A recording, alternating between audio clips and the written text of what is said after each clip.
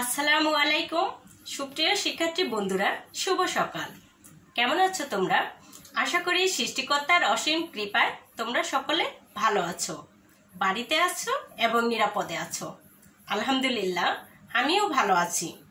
সুপ্রিয় দশম শ্রেণীর মানবিক শাখার শিক্ষার্থী বন্ধুরা, আমি রাজিয়া সুলতানা, সহকারী শিক্ষক, শহীদ বুদ্ধিজীবী ডাক্তার হুমায়ুন কবির উচ্চ বিদ্যালয়ের অনলাইন পাঠদান থেকে তোমাদের শুভেচ্ছা জানাচ্ছি। আশা করছি তোমরা ইতোমধ্যে আমার সাথে যোগ দিয়েছো। শিক্ষার্থী বন্ধুরা, আজ আমি বাংলাদেশের ইতিহাস ও বিশ্ব সভ্যতা বইটি থেকে পাঠদান করব। পাঠে যাওয়ার পূর্বে চলো তোমাদের দুটি প্রশ্ন জিজ্ঞেস করি। আচ্ছা বন্ধুরা, বলো তো সূর্য উদয়ের দেশ কোনটি? জাপান, তাই না? হ্যাঁ, তোমরা বলেছো। আরো একটি প্রশ্ন, বলো তো পৃথিবীর এই যে সপ্ত আশ্চর্যের একটি হচ্ছে কি পিরামিড। হ্যাঁ, এই পিরামিডের দেশ বলা হয় কাকে? মিশরকে। কাকে বলা হয় পিরামিডের দেশ? মিশরকে। হ্যাঁ শিক্ষার্থী বন্ধুরা, তোমরা ঠিক বলেছো। আজ আমি বিশ্ব সভ্যতার ইতিহাস বইটি থেকে, অর্থাৎ বাংলাদেশের ইতিহাস ও বিশ্ব সভ্যতা বইটি থেকে পাঠদান করব। দ্বিতীয় অধ্যায় বিশ্ব সভ্যতা পাঠের ধারাবাহিকতায় আজ আমি মিশরীয় সভ্যতা এবং সিন্ধু সভ্যতা নিয়ে আলোচনা করব। চলো শিক্ষার্থী বন্ধুরা, আজকের পাঠের শিখন ফল জেনে নিই। আজকের পাঠ শেষে শিক্ষার্থীরা অর্থাৎ তোমরা প্রাচীন মিশরীয় সভ্যতার ক্রমবিকাশের ধারা বর্ণনা করতে পারবে। মিশরকে নীল নদের দান বলা হয় কথাটি ব্যাখ্যা করতে পারবে। মিশরীয় সভ্যতার অবদান ব্যাখ্যা করতে পারবে। সিন্ধু সভ্যতার ভৌগোলিক অবস্থা বর্ণনা করতে পারবে। সভ্যতা বিকাশে সিন্ধু সভ্যতার নগর পরিকল্পনা ও ভাস্কর্যের বর্ণনা করতে পারবে। শিক্ষার্থী বন্ধুরা, চলো আমরা এবার পাঠে যাই। শিক্ষার্থী বন্ধুরা, আমরা জানি পুরনো পাথরের যুগ শেষ হয় মানুষের যাযাবর জীবনের অবসান ঘটিয়ে কৃষিভিত্তিক সমাজ প্রতিষ্ঠার মাধ্যমে। এই যুগকে বলা হয় নতুন পাথরের যুগ বা নবপলীয় যুগ। কৃষির প্রয়োজনে এই যুগে মানুষ নদীর তীরে বসবাস শুরু করে, ঘরবাড়ি নির্মাণ করতে শেখে। এভাবেই মানব সভ্যতার শুরু। তো শিক্ষার্থী বন্ধুরা, সেই বিশ্ব সভ্যতার ইতিহাসে আজ আমরা জানব প্রথমে মিশরীয় সভ্যতা সম্পর্কে। মিশরীয় সভ্যতার পটভূমিটি খেয়াল করো। মিশরীয় সভ্যতা আফ্রিকা মহাদেশের উত্তর পূর্ব অংশে। বর্তমানে যে দেশটির নাম ইজিপ্ট, সেই দেশেরই প্রাচীন নাম কি? মিশর। আমি কি বললাম? যে আফ্রিকা মহাদেশের উত্তর পূর্ব অংশে বর্তমানে যে দেশটির নাম ইজিপ্ট, সেই দেশেরই প্রাচীন নাম কি?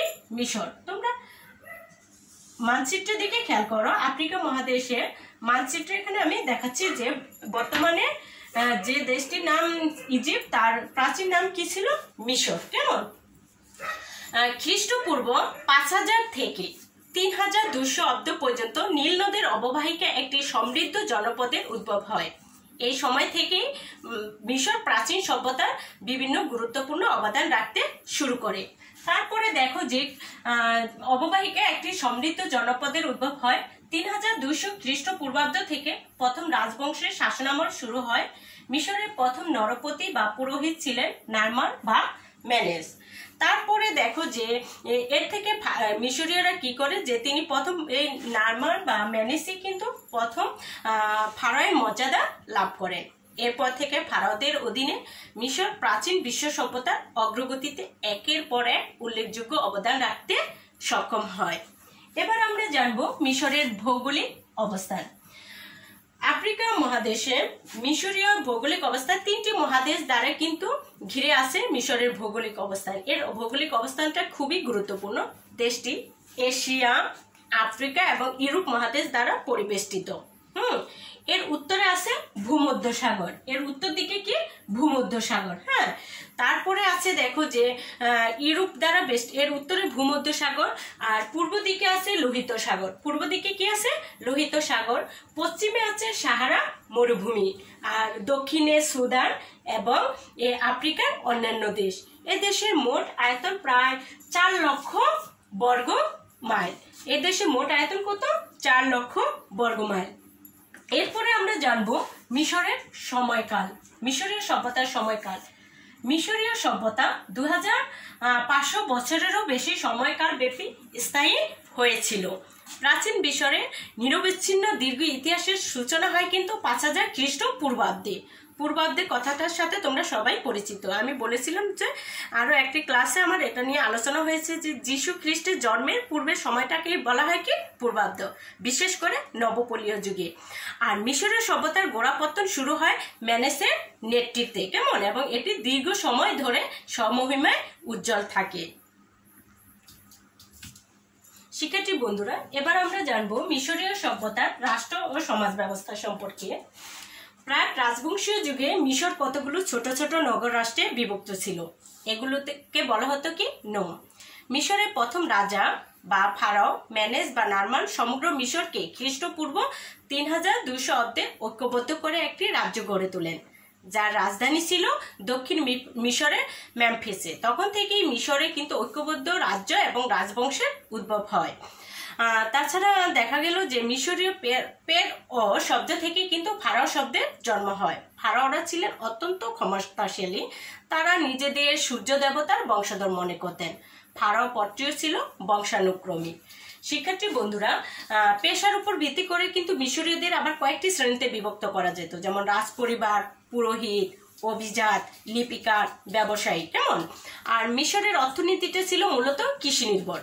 উৎপাদিত ফসলের মধ্যে উল্লেখযোগ্য ছিল গম, যব, ভুট্টা, পেঁয়াজ, পিচফল প্রভৃতি। ব্যবসা বাণিজ্য মিশর ছিল কিন্তু অগ্রগামী। মিশরের উৎপাদিত গম, লিলেন কাপড়, মাটির পাত্র এগুলো কিন্তু ফিনিশিয়া, ফিলিস্তিন, সিরিয়াতে রপ্তানি হতো। বিভিন্ন দেশ থেকে মিশরীয়রা কিন্তু আবার কিছু কিছু জিনিস আমদানি করত। তাদের আমদানির দ্রব্যগুলো ছিল হাতির দাঁত, কাঠ ইত্যাদি, কেমন। এরপরে দেখো নীল নদ। আগেই বলে নেই, সভ্যতার বিকাশ কিন্তু নদ নদীকে কেন্দ্র করেই হয়েছিল, কেমন। তেমনি মিশরের নীল নদের উৎপত্তি কিন্তু আফ্রিকা লেক ভিক্টোরিয়া থেকে। সেখান থেকে একটি নদ নানা দেশ দিয়ে মিশরের মধ্য দিয়ে ভূমধ্য সাগরে এসে পড়েছে। তোমরা জানো ইতিহাসের জনক হেরোডোটাস, তিনি কিন্তু মিশরকে নীল নদের দান বলেছেন। তিনি বলেছেন যদি নীল নদ না থাকতো তাহলে মিশর কিন্তু মরুভূমিতে পরিণত হতো। প্রাচীনকালে কি হতো, প্রতি বছর নীল নদীর তীরে বন্যা হতো। আর বন্যার পরে পানি সরে গেলে দুই তীরে পলিমাটি পড়ে জমি খুব উর্বর হতো। আর জমে থাকা পলিমাটিতে নানান ধরনের ফসল উৎপন্ন হতো। এজন্যই কিন্তু যথার্থভাবেই হেরোডোটাস মিশরকে কি বলেছিলেন, নীল নদের দান। এরপরে শিক্ষার্থী বন্ধুরা, আমরা জানবো সভ্যতায় মিশরীয়দের অবদান সম্পর্কে। প্রথমে দেখি মিশরীয়দের ধর্মবিশ্বাস। হ্যাঁ, সম্ভবত প্রাচীন মিশরীয়দের মতো অন্য কোনো জাতি জীবনের সকল ক্ষেত্রে এতটা ধর্মীয় নিয়ম কানুন বা অনুশাসন দ্বারা প্রভাবিত ছিল না। সে কারণে মানব সভ্যতার সকল ধ্যান ধারণা, রীতিনীতি, আচার অনুষ্ঠানের জন্য প্রাচীন মিশর ছিল অনবরত। তারা জড়বস্তুর পূজা করত, মূর্তি পূজা করত, আবার জীবজন্তুর পূজা করত। বিভিন্ন সময়ে তাদের ধর্মবিশ্বাসেরও পরিবর্তন ঘটেছে। মিশরীয়দের ধারণা ছিল সূর্য দেবতা রে বা আমন রে এবং প্রাকৃতিক শক্তি, শস্য, নীল নদের দেবতা অসিরিস মিলিতভাবে সমগ্র পৃথিবী পরিচালনা করেন। তবে তাদের জীবনে সূর্য দেবতা রের গুরুত্ব ছিল অনেক বেশি। শিক্ষার্থী বন্ধুরা, মিশরীয়রা মনে করত যে মৃত ব্যক্তি আবার একদিন বেঁচে উঠবে। সে কারণে দেহকে তাজা রাখার জন্য কিন্তু তারা মমি কি করতো, তৈরি করতো। হ্যাঁ, আর এই চিন্তা থেকে মমিকে রক্ষার জন্য তারা তৈরি করেছিল কি, এই পিরামিড। হ্যাঁ, মমিকে রক্ষার জন্য তারা পিরামিড তৈরি করেছিল। ফারাওরা স্রষ্টার প্রতিনিধি হিসাবে দেশ শাসন করত। তারা ছিল প্রধান পুরোহিত এবং অন্যান্য পুরোহিতদেরকেও তারা নিয়োগ করত। এবার আমরা জানবো মিশরের শিল্প সম্পর্কে। মিশরীয়দের চিত্রকলা বৈচিত্র্যপূর্ণ এবং ঐতিহাসিক দিক থেকে গুরুত্বপূর্ণ। অন্যান্য দেশের মতো চিত্রশিল্প গড়ে উঠেছিল ধর্মীয় বিশ্বাস থেকে। তারা সমাধি, মন্দিরের দেয়াল সাজাতে গিয়ে চিত্রশিল্পের সূচনা করে। আর মিশরীয়দের প্রিয় রং ছিল সাদা কালো। সমাধি, পিরামিড, মন্দির, প্রাসাদ, প্রমোদ কানন, ঘর বাড়ির দেয়ালে মিশরীয়রা চিত্রশিল্পীর অসাধারণ ছবি এঁকেছেন। সেসব ছবির মধ্যে সমসাময়িক মিশরের রাজনৈতিক, অর্থনৈতিক, সামাজিক ও পারিবারিক জীবনের কাহিনী ফুটে উঠেছিল। কারুশিল্পও কিন্তু মিশরীয়রা ছিল দক্ষতার একটি পরিচয় দিয়েছিল।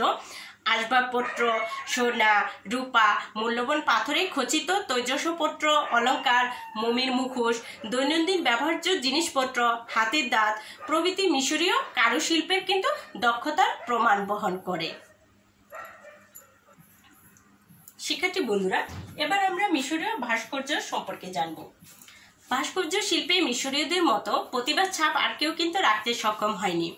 ব্যাপকতা, বৈচিত্র্য এবং ধর্মীয় ভাবধারায় প্রভাবিত বিশাল আকারের পাথরের মূর্তিগুলো ভাস্কর্য শিল্পে তাদের শ্রেষ্ঠত্বের প্রমাণ বহন করে। প্রতিটি ভাস্কর্য ধর্মীয় ভাবধারা, আচার অনুষ্ঠান, মতাদর্শ দ্বারা প্রভাবিত ছিল। প্রতিটি শিল্পই ছিল আসল ধর্মীয় শিল্পকলা। সর্বশ্রেষ্ঠ ভাস্কর্য হচ্ছে গিজার অতুলনীয় স্ফিংস। দেখো, তোমরা ভালো করে ভাস্কর্যটি দেখো। এই ভাস্কর্যের যে স্ফিংস আমরা দেখতে পাচ্ছি, এর মানে মুখটা কিন্তু মানুষের মতো, কিন্তু এর অবয়ব কিন্তু সিংহের মতো। কেমন? অর্থাৎ এটা এমন একটি মূর্তি যার দেহকে সিংহের মতো, কিন্তু মুখ কেমন মানুষের মতো। মিশরের সবচেয়ে বড় পিরামিড হচ্ছে ফারাও খুফুর পিরামিড। মন্দিরগুলোতে মিশরীয় ভাস্কর্যের স্থাপত্যের অপূর্ব নিদর্শন প্রতিফলিত হয়েছে। এবার আমরা জানবো মিশরের লিখন পদ্ধতি ও কাগজ আবিষ্কার। মিশরের সভ্যতার অন্যতম প্রধান বৈশিষ্ট্যই ছিল লিপি বা অক্ষর আবিষ্কার। নগর সভ্যতার বিকাশের সঙ্গে সঙ্গে মিশরীয়রা লিখন পদ্ধতির উদ্ভব ঘটে। 5000 বছর পূর্বে তারা সর্বপ্রথম 24টি ব্যঞ্জন বর্ণের বর্ণমালা আবিষ্কার করে। কেমন? প্রথম দিকে ছবি এঁকে তারা মনের ভাব প্রকাশ করত। এই লিখন পদ্ধতিকে বলা হতো কি? চিত্রলিপি। এটা কিন্তু খুব গুরুত্বপূর্ণ। মানে ছবি এঁকে যে মনের ভাব প্রকাশ করতো, একে বলা হতো কি? চিত্রলিপি। পরবর্তীতে মিশরীয়রা কি করে? হায়ারোগ্লিফিক পদ্ধতিতে তাদের লেখন পদ্ধতি আবিষ্কার করে। এই হায়ারোগ্লিফিক অর্থ হলো পবিত্র অক্ষর। মিশরীয়রাই কিন্তু নলখাগড়া জাতীয় গাছের কাণ্ড থেকে কাগজ বানাতে শেখে। সেই কাগজের উপরেই তারা লিখত। গ্রিকরা এই কাগজের নাম দেয় প্যাপিরাস। এই শব্দ থেকে ইংরেজি পেপার শব্দের কিন্তু উৎপত্তি। শিক্ষার্থী বন্ধুরা, এবার আমরা জানবো মিশরীয় সভ্যতার বিজ্ঞানে। অর্থাৎ মিশরের সভ্যতা ছিল কৃষি নির্ভর। একটু আগে আমরা বললাম, সে কারণে নীল নদের প্লাবন, নাব্যতা, পানি প্রবাহের জোয়ার বাটা ইত্যাদি ছাড়াও কিন্তু জমির মাপ তাদের কাছে খুব গুরুত্বপূর্ণ বিষয় ছিল। এসবের সঙ্গে তাদের জ্যোতিষশাস্ত্র, অঙ্কশাস্ত্র ছিল গভীর যোগাযোগ। ফলে এই দুটি বিদ্যায় তারা আয়ত্ত করেছিল প্রয়োজনের তাগিদে। অঙ্কশাস্ত্রের দুটি শাখা, জ্যামিতি এবং পাটিগণিতেরও প্রচলন ছিল।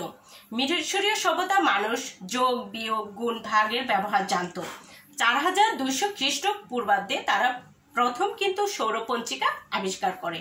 365 দিনে বছর গণনা কিন্তু মিশরীয়রা শুরু করে এবং তারা কিন্তু প্রথম জলঘড়ি আবিষ্কার করে। সূর্য ঘড়ি, ছায়া ঘড়ি বা জলঘড়ির আবিষ্কারও কিন্তু মিশরীয়রা করে। তাছাড়া চিকিৎসা শাস্ত্রও কিন্তু মিশরীয়দের বিশেষ অগ্রগতি দেখা যায়। তারা চোখ, দাঁত, পেটের রোগ কিন্তু নির্ণয় করতে জানতো। অস্ত্রোপচারের মাধ্যমে যে চিকিৎসা করার বিদ্যা, তাও কিন্তু তাদের জানা ছিল। হৃৎপিণ্ডের গতি নির্ণয়, নারীর স্পন্দন নির্ণয় করতেও কিন্তু তারা পারদর্শী ছিল। শিক্ষার্থী বন্ধুরা, এ পর্বে আমরা আলোচনা করব সিন্ধু সভ্যতাকে নিয়ে। সিন্ধু সভ্যতাকে কিন্তু ভারতীয় উপমহাদেশের প্রথম নগর সভ্যতা বলা হয়। সিন্ধু নদের অববাহিকায় গড়ে উঠেছিল বলে এই সভ্যতার নাম কিন্তু সিন্ধু সভ্যতা। খেয়াল করো, সিন্ধু নদ। আমরা একটু আগে যে মিশরীয় সভ্যতা পড়লাম, সেটা কিন্তু নীল নদকে কেন্দ্র করে গড়ে উঠেছিল। এখন পড়ছে সিন্ধু সভ্যতা, সেটিও সিন্ধু নদের অববাহিকায় গড়ে উঠেছিল বলে এই সভ্যতার নাম রাখা হয় কি? সিন্ধু সভ্যতা। সিন্ধু সভ্যতার সংস্কৃতিকে অনেক সময় হরপ্পা সংস্কৃতি বা হরপ্পা সভ্যতা বলা হয়ে থাকে। এবার চলো আমরা এই সভ্যতার ভৌগোলিক অবস্থানে যাই। উপমহাদেশে প্রাচীনতম সিন্ধু সভ্যতার বিস্তৃতি বিশাল এলাকা জুড়ে। কেমন? বিশাল এলাকা জুড়ে কিন্তু সিন্ধু সভ্যতার বিস্তৃতি। মহেঞ্জোদারো ও হরপ্পাতে এই সভ্যতার নিদর্শন সবচেয়ে বেশি আবিষ্কৃত হয়েছে। তা সত্ত্বেও ওই সভ্যতা শুধু সিন্ধু অববাহিকা বা ওই দুটি শহরের মধ্যেই সীমাবদ্ধ ছিল না। পাকিস্তানের পাঞ্জাব, সিন্ধু প্রদেশ, ভারতের পাঞ্জাব, রাজস্থান, গুজরাটের বিভিন্ন অংশে এই সভ্যতার নিদর্শন পাওয়া গিয়েছে। কেমন? ঐতিহাসিকরা মনে করেন যে পাঞ্জাব থেকে আরব সাগর পর্যন্ত বিস্তীর্ণ ভৌগোলিক এলাকা জুড়েই কিন্তু সিন্ধু সভ্যতা গড়ে উঠেছিল। সিন্ধু সভ্যতার সময়কাল সম্পর্কে ঐতিহাসিকদের মধ্যে বিভিন্ন মতভেদ রয়েছে। কেউ কেউ মনে করেন 3500 খ্রিস্টপূর্বাব্দ থেকে 1500 খ্রিস্টপূর্বাব্দ পর্যন্ত এই সভ্যতার উত্থান পতনের কাল।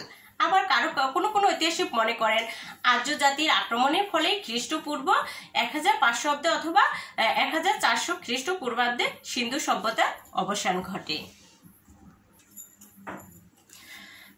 এখন আমরা জানবো সিন্ধু রাজনৈতিক ও সামাজিক অবস্থা। সিন্ধু সভ্যতার জনগণের রাজনৈতিক জীবন ও শাসন ব্যবস্থা সম্পর্কে কিন্তু তেমন কোনো কিছু জানা যায়নি। মহেঞ্জোদারো এবং হরপ্পা নগর বিন্যাস প্রায় একই রকম ছিল। এগুলো ধ্বংসাবশেষ থেকে নিশ্চিতভাবে বোঝা যায় যে পূর্ব পরিকল্পনা অনুযায়ী ভেতরের উপশহরগুলো নির্মাণ করা হয়েছিল এবং শহরগুলো এক পাশে উঁচু ভিত্তির উপরে নগর দুর্গ নির্মাণ করা হতো এবং নগরের শাসনকর্তারা সেই নগর দুর্গে বসবাস করতেন। প্রশাসনিক বাড়িঘরও দুর্গের মধ্যেই ছিল এবং ছিল বিশাল প্রবেশদ্বার। দুর্গ বা বিরাট অট্টালিকা দেখে মনে হবে যে এটি একই ধরনের কেন্দ্রীভূত শাসন ব্যবস্থা, অর্থাৎ একই দুই ধরনের দুটি প্রচলিত ছিল। এই প্রশাসন জনগণের জীবনযাত্রা নিয়ন্ত্রণ করত। সিন্ধু সভ্যতার অর্থনীতিটা ছিল মূলত কৃষি নির্ভর। তাছাড়া অর্থনীতির আরো একটি সমৃদ্ধ দিক ছিল কি পশুপালন। কৃষি ও পশুপালনের পাশাপাশি মৃৎশিল্প, নির্মাণ, ধাতু শিল্প, বয়ন শিল্প, অলংকার, পাথরের কাজ ইত্যাদিতে তারা যথেষ্ট উন্নতি লাভ করেছিল। এই উন্নত মানের শিল্প পণ্য বিক্রয়ের উদ্দেশ্যে সেখানকার বণিকরা কিন্তু বিদেশের সঙ্গে বাণিজ্যিক যোগাযোগ রক্ষা করে চলে এবং বণিকদের সাথে দেখা যায় যে আফগানিস্তানের, বেলুচিস্তান, মধ্য এশিয়া, পারস্য, মেসোপটেমিয়া, দক্ষিণ ভারত, গুজরাট প্রভৃতি দেশের সঙ্গে বাণিজ্যিক একটা যোগাযোগ ছিল। ধর্মীয় ক্ষেত্রে দেখা যায় যে সিন্ধু সভ্যতায় কোনো ধরনের মন্দির বা মঠের চিহ্ন পাওয়া যায়নি, যে কারণে তাদের ধর্মবিশ্বাস সম্পর্কে তেমন একটা সুস্পষ্ট ধারণা করা সম্ভব নয়। তবে তাদের মধ্যে যে ধর্মবিশ্বাস ছিল সে বিষয়ে সন্দেহ নেই। মন্দির বা উপাসনার গৃহের অস্তিত্ব না থাকলেও স্থানে স্থানে কিন্তু অসংখ্য পোড়ামাটির নারী মূর্তি পাওয়া গেছে। ধারণা করা হয় তারা ওই ধরনের দেবী মূর্তির কি করত, পূজা করত। সিন্ধুবাসীদের মধ্যে কিন্তু মাতৃপূজা খুব জনপ্রিয় ছিল। তাছাড়া তারা দেবদেবী মনে করতে বৃক্ষ, পাথর, সাপ, পশু পাখিরও উপাসনা করত। এবার আমরা চলে যাই সিন্ধু সভ্যতার অবদানে। পৃথিবীর প্রাচীনতম সভ্যতাগুলোর মধ্যে এই অন্যতম হচ্ছে সিন্ধু সভ্যতা। এই সভ্যতার অবদান আলোচনা করার পূর্বে আমি তোমাদেরকে একটি ছবি দেখাচ্ছি, তোমরা ভালো করে ছবিটি খেয়াল করো। কেমন আধুনিক নগর পরিকল্পনার কিন্তু একটি বহিঃপ্রকাশ এটি। সিন্ধু সভ্যতার এলাকায় যেসব শহর আবিষ্কৃত হয়েছে তার মধ্যে কিন্তু হরপ্পা ও মহেঞ্জোদারো সবচেয়ে বড় শহর। ঘরবাড়ি সবই পোড়া মাটি বা পোড়ানো ইট দিয়ে তৈরি ছিল। শহরগুলোর বাড়িঘরের নকশা থেকে সহজেই বোঝা যায় যে সিন্ধু সভ্যতার যুগের অধিবাসীরা উন্নত নগর কেন্দ্রিক জীবনযাপনে অভ্যস্ত ছিল। হরপ্পা এবং মহেঞ্জোদারো নগর পরিকল্পনা একই রকম ছিল। নগরীর ভেতর দিয়ে চলে গেছে পাকা রাস্তা, রাস্তাগুলি ছিল সোজা, প্রত্যেক বাড়িতে খোলা জায়গা, কূপ, স্নানাগার ছিল। জল নিষ্কাশনের জন্য ছোট ছোট নর্দমাগুলো মূলত মূল নর্দমার সাথে সংযুক্ত ছিল। রাস্তাঘাট পরিষ্কার পরিচ্ছন্ন রাখা হতো। পথের ধারে ছিল কি সারিবদ্ধ ল্যাম্পপোস্ট। কি শিক্ষার্থী বন্ধুরা, আমাদের বর্তমান আধুনিক যে সমাজ ব্যবস্থার সাথে সিন্ধু নগর পরিকল্পনা মিলে যাচ্ছে, তাই না? এরপরে ছিল কি পরিমাপ পদ্ধতি। সিন্ধু সভ্যতার যুগের অধিবাসীরা দ্রব্যের ওজন পরিমাপ করতে শিখেছিল। তাদের এই পরিমাপ পদ্ধতির আবিষ্কার সভ্যতার জন্য গুরুত্বপূর্ণ অবদান বলে বিবেচিত। তারা বিভিন্ন দ্রব্য ওজনের জন্য নানা মাপের ভিন্ন ভিন্ন আকৃতির বাটখারা ব্যবহার করত। এটা কিন্তু খুব গুরুত্বপূর্ণ প্রশ্ন। পরিমাপের জন্য যে বাটখারার ব্যবহার এটি কিন্তু সিন্ধুর অধিবাসীরা প্রথম করে। সিন্ধু সভ্যতার যুগের অধিবাসীরা শিল্পবোধ সম্পর্কে আলোচনা করতে গেলে প্রথমে তাদের মৃৎশিল্পের কথা বলতেই হয়। তারা কুমারের চাকার ব্যবহার জানতো। কেমন তার সাহায্যে তারা সুন্দর মাটির পাত্র বানাতো। পাত্রগুলোর গায়ে অনেক সময় সুন্দর সুন্দর নকশা আঁকা থাকতো। তাঁতিরা বয়ন শিল্পে পারদর্শী ছিল। ধাতুর সাহায্যে তারা আসবাবপত্র, অস্ত্র, অলংকার ইত্যাদি তৈরি করত। তামা আর টিনের মিশ্রণে তারা ব্রোঞ্জ তৈরি করত। কারিগররা রূপা, তামা প্রভৃতি মিলিয়ে তৈজসপত্র তৈরি করত। এরপরে ছিল স্থাপত্য ও ভাস্কর্য শিল্প। সিন্ধু সভ্যতার যুগের অধিবাসীদের গুরুত্বপূর্ণ এবং চমৎকার স্থাপত্য স্থাপত্য শৈলী নিদর্শন রেখে গেছে। সেখানে কিন্তু 2 কক্ষ থেকে 25 কক্ষ বিশিষ্ট বাড়ির সন্ধানও পাওয়া গেছে। সিন্ধু সভ্যতায় মহেঞ্জোদারোতে দেখো যে বৃহত্তর এই স্নানাগারের সন্ধান পাওয়া গেছে, যেটি আধুনিক সমাজ ব্যবস্থার সাথে খুবই মিলে যায়। তাছাড়া হরপ্পাতে কিন্তু একটি বিশাল শস্যাগারও ছিল। শিক্ষার্থী বন্ধুরা, আলোচনার শেষে তো আমাদের মূল্যায়নে যাওয়া উচিত, তাই না? আমরা এতক্ষণ মিশরীয় সভ্যতা এবং সিন্ধু সভ্যতা নিয়ে পাঠদান করলাম, আলোচনা করলাম, বিভিন্ন ছবির মাধ্যমে তোমাদের বোঝানোর চেষ্টা করলাম। এবার চলো আমরা একটু মূল্যায়নে যাই। মূল্যায়নে আমি তোমাদের জন্য ছোট কয়েকটি প্রশ্ন রেখেছি। আশা করি তোমরা প্রশ্নগুলোর উত্তর করতে পারবে, এবং প্রশ্নের উত্তর না পারলেও কিন্তু তোমরা আমার সাথে সাথে ঝটপট খাতায় তুলে নিবে, কেমন? আমার প্রথম প্রশ্ন দেখো, মিশর কোন কোন মহাদেশ দ্বারা ঘিরে আছে? আশা করছি এই প্রশ্নটির উত্তর তোমরা প্রত্যেকেই পারবে, কারণ আমি চিত্রের মাধ্যমে কিন্তু দেখিয়েছিলাম। কোন কোন মহাদেশ? Asia, Africa, Europe. উত্তরটি সঠিক, তাই না? লিখে নাও। আচ্ছা, আমার দ্বিতীয় প্রশ্ন, নীল নদীর উৎপত্তি কোথা হতে? হ্যাঁ, নীল নদীর দান যে মিশরকে বলা হয়, সেই নীল নদীর উৎপত্তি কোথায় জানো? লেক ভিক্টোরিয়া থেকে। হ্যাঁ, ঠিক বলেছো। তারপরে আছে দেখো, সূর্য দেবতার নাম কি? মিশরীয়রা যে সূর্য দেবতা বিশ্বাস করেন, সেই সূর্য দেবতার নাম কি? রে বা আমন রে। হ্যাঁ, ঠিক বলেছো। মিশরীয়দের প্রিয় রং কি? সাদা কালো। এটাও ঠিক বলেছো। হায়ারোগ্লিফিক অর্থ কি? খুবই ইম্পর্টেন্ট একটা প্রশ্ন কিন্তু। হায়ারোগ্লিফিক অর্থ কি? পবিত্র অক্ষর। বৃহত্তর স্নানাগারের নিদর্শন কোথায় পাওয়া যায়? ছবিটি এখনো আছে, দেখো, আমি এখনো তুলে ফেলিনি। বৃহত্তর স্নানাগারের নিদর্শন পাওয়া যায় কোথায়? মহেঞ্জোদারোতে। সিন্ধু সভ্যতায় কয় কক্ষে বাড়ির সন্ধান পাওয়া গেছে? 2 থেকে 25 কক্ষে, তাই 2 থেকে 25 কক্ষে। সিন্ধুর সমাজ ব্যবস্থা কেমন ছিল? কেমন ছিল? মাতৃতান্ত্রিক। সিন্ধু সভ্যতার সমাজ ব্যবস্থা কেমন ছিল? মাতৃতান্ত্রিক। শিক্ষার্থী বন্ধুরা, এবার বাড়ির কাজের পালা। আমি তোমাদের জন্য বেশ গুরুত্বপূর্ণ কয়েকটি অনুধাবন প্রশ্ন বাড়ির কাজ হিসেবে রেখেছি। তোমরা প্রশ্নগুলো খাতায় তুলে নাও। এক দেখো, মিশরকে নীল নদের দান বলা হয় কেন? হ্যাঁ। দ্বিতীয় প্রশ্ন, মিশরের ভৌগোলিক অবস্থার বর্ণনা দাও। তৃতীয় প্রশ্ন, নগর পরিকল্পনায় সিন্ধুবাসীদের অবদান ব্যাখ্যা করো। শিক্ষার্থী বন্ধুরা, আমি আশা করব তোমরা বাড়ির কাজটি সঠিকভাবে করে রাখবে। এতে তোমাদের অধ্যায়টা সম্পর্কে ভালো একটি ধারণা হয়ে যাবে। আমার প্রিয় শিক্ষার্থী বন্ধুরা, আমি তোমাদেরকে বলি যে আমরা এখন বাসায় আছি করোনা মহামারীর জন্য। আমাদের শিক্ষা প্রতিষ্ঠান বন্ধ আছে, কিন্তু আমাদের পাঠদান কিন্তু নিয়মিত চলছে। আমি আশা করব আমরা যেহেতু 10ম শ্রেণীর শিক্ষার্থী, আমাদের সামনে পরীক্ষা আছে, আমরা বাসায় নিয়মিত পড়াশোনা করব এবং সকল ব্যক্তিগত যে স্বাস্থ্যবিধিগুলো সেগুলো মেনে চলবো, কারণ আমরা নিজে সুরক্ষিত থাকবো, আমার পরিবারকে সুরক্ষিত রাখবো, আমার সমাজ ও দেশকে সুরক্ষিত রাখবো। দেখা হবে পরের ক্লাসে। আজকের মতো বিদায় নিচ্ছি। ভালো থেকো তোমরা সবাই। আল্লাহ হাফেজ।